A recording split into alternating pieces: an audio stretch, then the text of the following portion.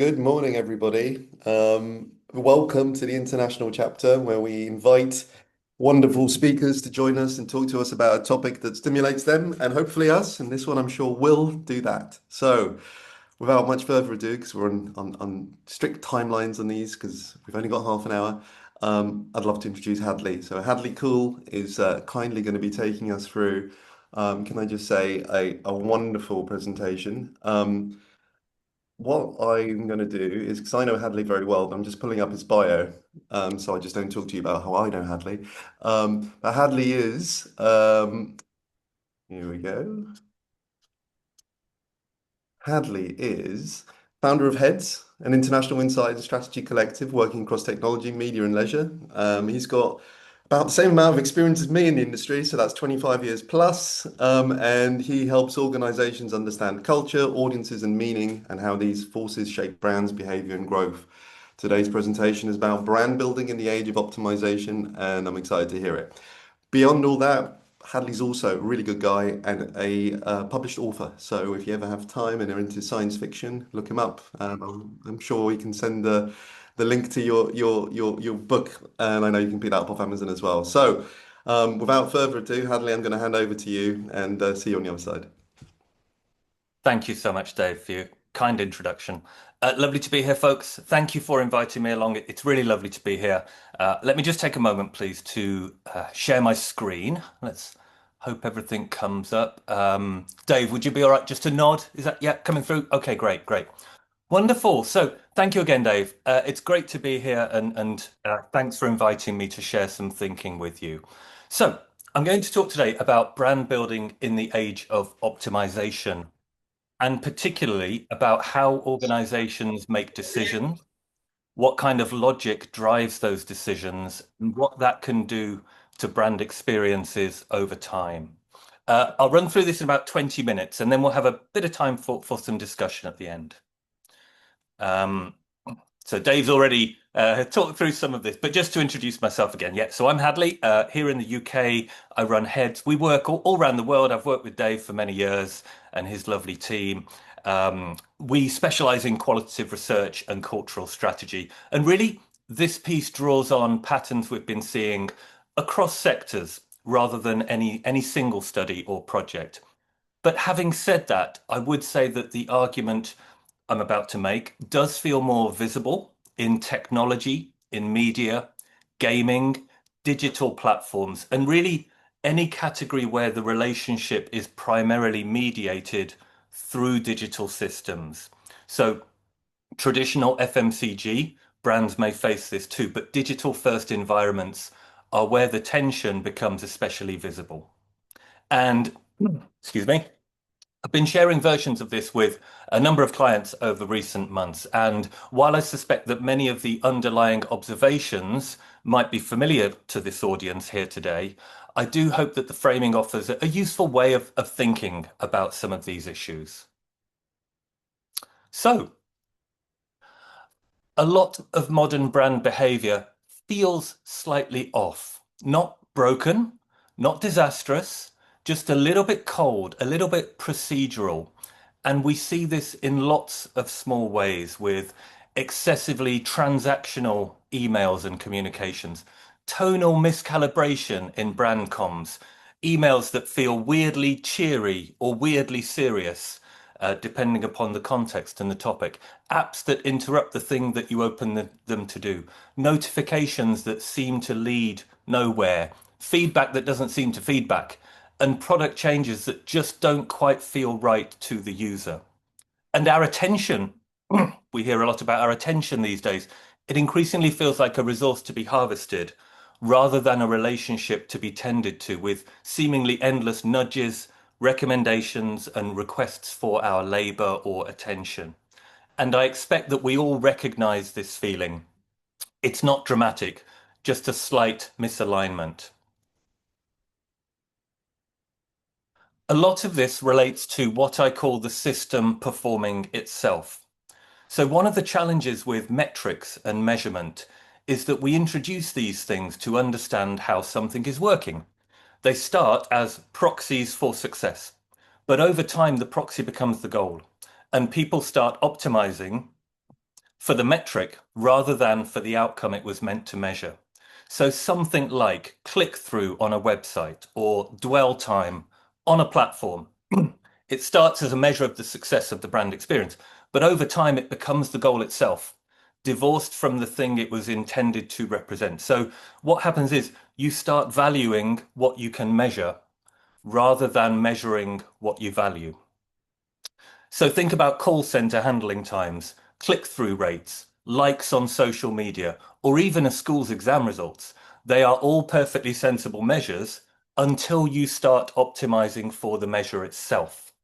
So in our sector, in our scenario, brand behavior then becomes oriented towards satisfying the dashboard, the KPI, the measurement, rather than the human experience, which can start to diminish as a result. So the argument I want to make is that there's a fundamental tension between two different organizational logics. So organizations run on what I'll call optimization logic, but brands run on relational logic. So organizations value volume, velocity, throughput, consistency, legibility, and control. But brands depend upon tone, restraint, atmosphere, presence, and care, and these types of qualities. So optimization logic is much easier for organizations to handle. It's procedural, it's measurable, you can scale it. Whereas relational logic is interpretive and contextual. It just doesn't travel as easily through dashboards, through KPIs and reporting lines. So organizations will follow scripts and they will optimize for flow. They will ask, is this working? Did we achieve the behavioral outcome that we were intending? Whereas brands tend to read the room and they will optimize for feeling. They will ask, is this right here and right now for this audience? So optimization logic builds efficient organizations, but relational logic builds meaningful brands. And that's the tension, that brands aren't designed to be optimized in this way, but optimization logic is increasingly shaping how they behave. And this results in some, as we would expect, some misalignment between the brand and the user, because what looks like inefficiency in a dashboard is often the mechanism of meaning in culture, because culture often forms in the spaces between transactions, in the moments that look inefficient to the system. So one really simple example, excuse me, you're in a cafe and a barista chats with the customer. A dashboard would see that as wasted time because you're slowing throughput, you're reducing efficiency, potentially even your margins. But that conversation creates goodwill, warmth, trust, atmosphere, the very things that bring people to the cafe in the first place. It's a version of what Rory Sutherland, chairman of Ogilvy, what he calls the doorman fallacy. The thing that looks inefficient on paper is actually doing important emotional work. So dashboards will measure activity, but people remember how something felt. And the gap between those two is part of the issue here. But this is something that dashboards and optimization logic don't see. So effectively what happens is organizations can start to optimize away the very behaviors that create meaning, resonance, and relationships.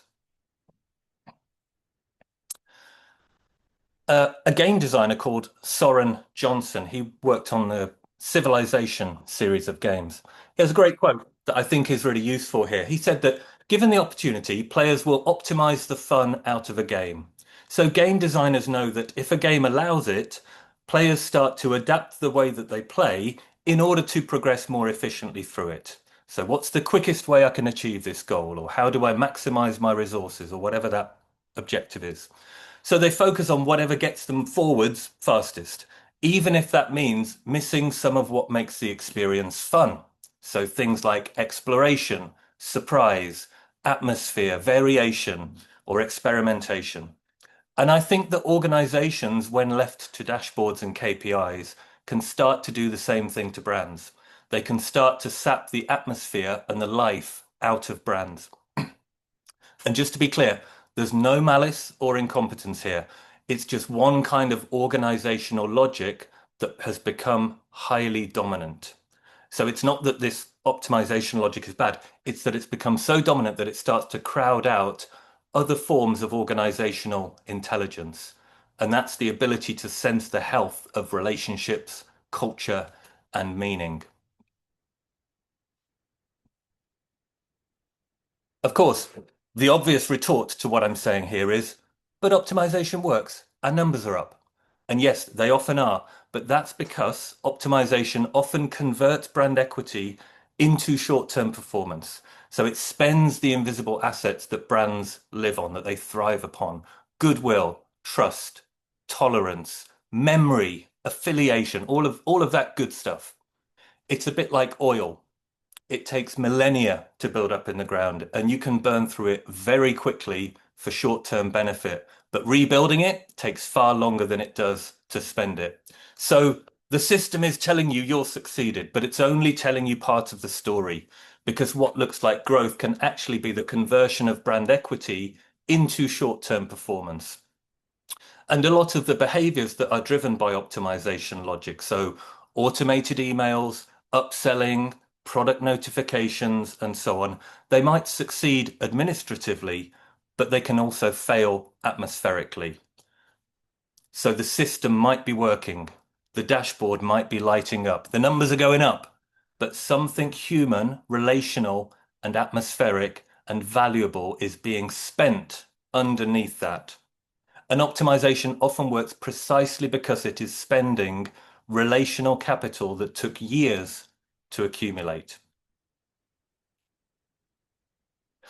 Nike provides a useful cautionary tale here. So between roughly 2020 to 2024, during this highly performance-led phase, they shifted essentially heavily towards DTC, direct to consumer, data, margin, and conversion. In effect, performance marketing, which harvested existing demand rather than creating future demand. And then meanwhile, competitors like Hoka and On, they started to fill some of the shelf space and the cultural space that Nike had vacated. So Nike saw short-term gains, but longer-term erosion. Weaker cultural presence, declining recall, and growing momentum for the challenger brands. So the key point being, they treated brand strength as a resource to harvest rather than an asset to replenish. So that's the diagnosis. And the next question, of course, what do organizations do about it? What can they do about it? And I think the answer isn't just do more brand work or write a better brand deck. It's about rebuilding some of the organizational intelligence that optimization culture has crowded out. In other words, how does the business sense what is happening in the relationship? How does it notice when trust, warmth, meaning, or coherence are strengthening or weakening? And how does that understanding actually influence decisions? So there are a few practical moves here. Firstly, re-anchoring the business in a clear brand covenant. What exactly is the emotional relationship with the user, with the consumer that we're trying to protect? Secondly, building stronger qualitative sensing systems around relational and cultural change. Thirdly, and relatedly, creating brand learning loops that don't just ask what worked, but actually ask what did this do to the relationship? And I'll come back to that one in a moment or two. And then beyond that, I think making sure that brand thinking has real organizational authority through decision rights, through governance structures. So the brand covenant with the consumer cannot just be a poetic statement. It has to become decision architecture. So this isn't about just produce a better brand deck. It's about building an ongoing brand sensing and intelligence system.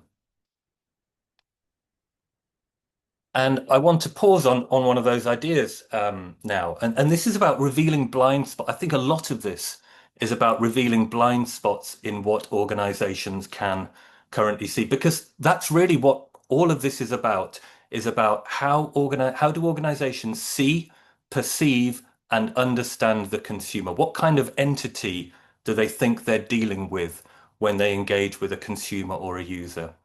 And most organizations today have highly evolved systems for measuring behavioral efficiency, the circle on the left.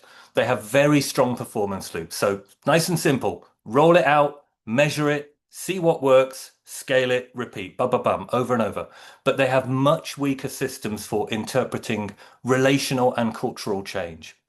And that creates an asymmetry in organizational perception, what you see, what you hear, what you sense, and what you don't. Because performance loops are very good at answering what worked, what converted, what increased engagement, what improved retention, but much weaker at answering what did this do to the relationship? What kind of atmosphere are we creating? How is the brand starting to feel over time? And that's important because people are not just behavioral surfaces to optimize. They're organic, relational beings who interpret mood, meaning, intention, and care. But some of that dimension feels like it's getting lost. And I think something like A/B testing is actually a good example of this because it's great when you're choosing between option A and B.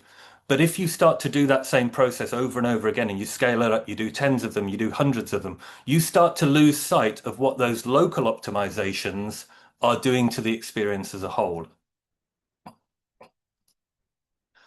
There's a lovely example of this, and it comes from a rather unexpected place. The Bank of England, of all people, they have vast amounts of quantitative data. Of course they do. They have real-time metrics. They've got modeling. Of course, they've got AI. Of course, they have all this stuff. But they still conduct thousands of face-to-face interviews every year. And I think that matters because it recognizes something important, that some truths become experientially visible before they become statistically legible. So we feel something, we intuit something, we perceive these changes before they might show up in the numbers. So the bank understands it's not that statistics are wrong, but they sometimes arrive late. They understand that you need human sensing alongside data. And this reminds us that not everything of commercial importance is necessarily legible in the metrics or on the dashboard. So one of the problems with the phrase performance marketing is that it can imply that only directly measurable activity actually performs. But very often, short-term performance is harvesting demand that brand has already created. So brand value shows up in lots of ways in pricing power, organic demand, loyalty, tolerance, advocacy as well, and also cultural salience and the amount of effort required to generate a response, the amount you have to spend to elicit the behavioral response you're trying to elicit. And then brand drift shows up in the opposite way with declining recall, weaker sentiment, rising dependence on paid media, and needing more and more effort to achieve the same result. So brand isn't the opposite of performance, not at all. It's what makes performance possible. And that distinction feels important because otherwise organizations end up overvaluing the activities that are easiest to measure and undervaluing and underperceiving the activities that create the conditions for long-term growth. And in terms of how we measure this stuff, there are some ways that we can do this because the point isn't that relational health cannot be measured. It's that a lot of organizations, not all of them, but a lot of them need better ways of seeing it. So not just did this perform, but does the brand still feel coherent? Does it feel like it understands people like me? Does it feel trustworthy? Do they feel like they care? Does it mean something in my life? Does it make me feel excited about the future of the brand?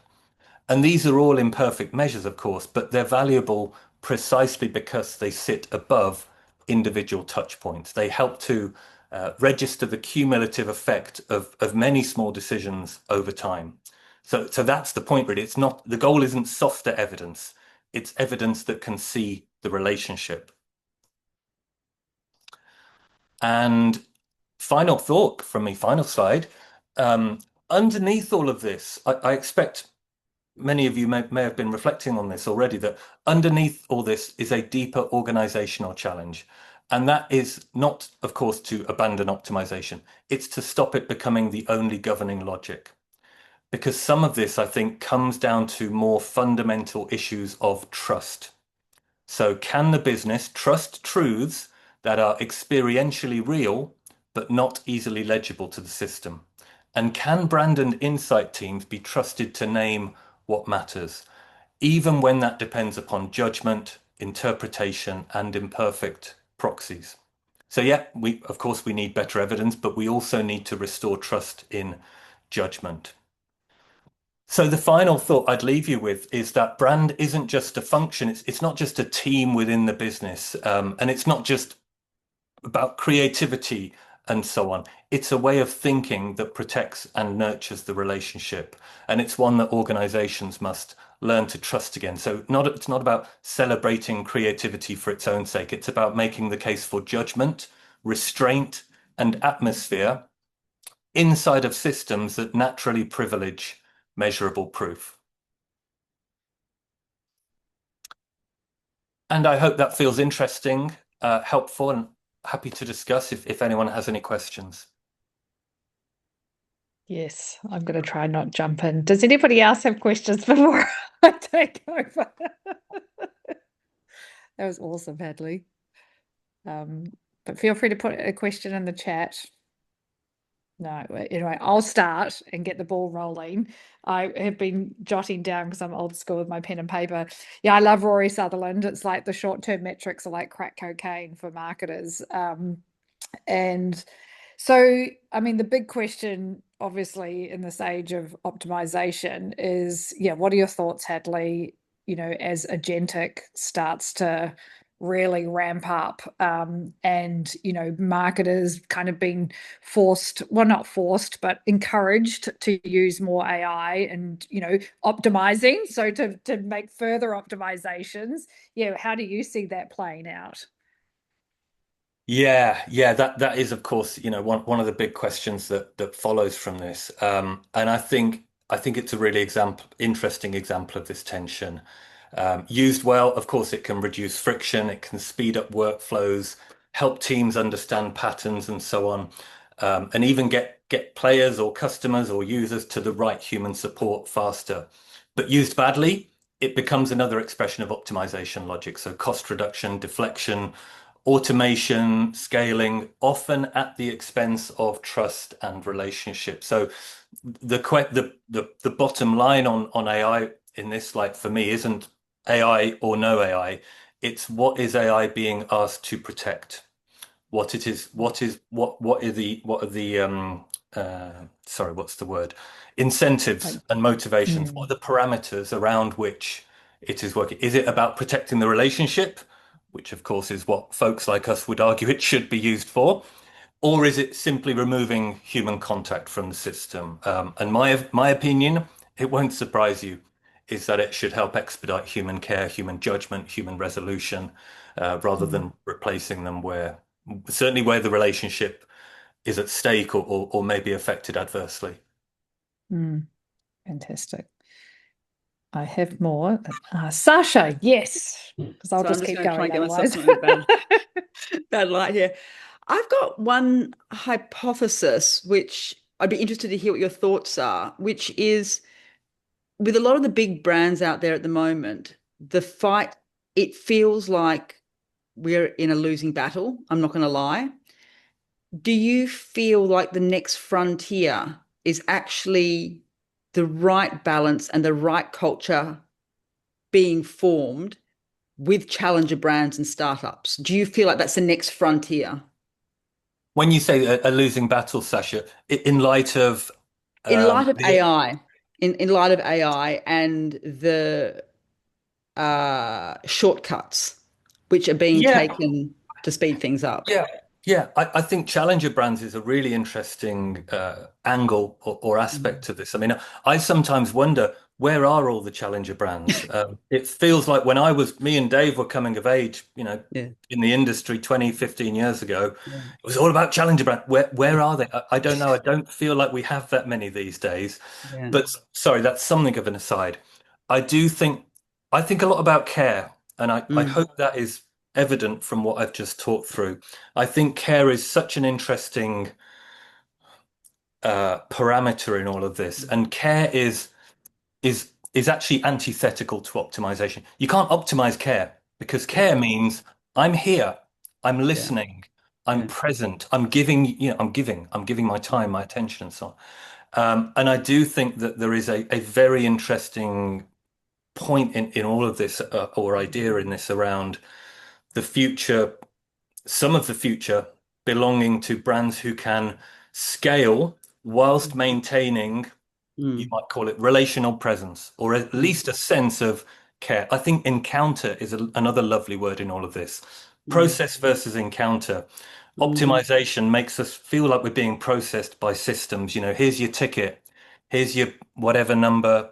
You're being put into a flow. Whereas encounter means I'm looking at you now, I'm meeting you. And I think that variable and obviously this intersects with AI as well. mm, Um, but I do think there's a really big opportunity, and it's going to vary by sector. Video games might need to do it differently to soft drinks versus beauty and so on. But I do think there are very powerful opportunities in, yeah, just not stepping away from this kind of optimization, mm, metricization, dashboard culture, but integrate. I hope you can all, you know, note that I'm trying to talk about this is about integrating different forms of organizational perception. And I do think there are huge opportunities in challenger brands, or in being more present, being more attentive, holding atmosphere. Again, you can't put numbers on atmosphere, but we all feel it. And mm, it comprises so much of the texture of our perception of brands, our interaction. How does it feel? How does it feel the way the brand is engaging? Does it feel good? Does it feel nice? Does it feel like they're attentive? Or does it feel a little bit exploitative or extractive? And like I say, this is why I said in the beginning, this is very visible in digitally mediated brands. But yeah, absolutely. I think that care is a really interesting vector in all of this. mm. Thank you. That's and just sorry, just one little bit on top of that. Do you think that we're at a tipping point? Do you feel, if you think about your instincts right now about where optimization has gone, have we reached the pinnacle of that? Or do you feel like there's still a little bit more to go? You know what I'd like to say, don't you? I I know that. mean, I'm going with your instincts though.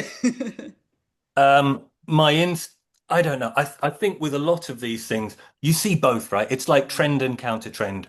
I think that there is absolute truth in the sense that people are feeling often quite jaded with a lot of brand behavior and the way that they speak to us, the way they engage us, the way they nudge us, the way they incentivize us.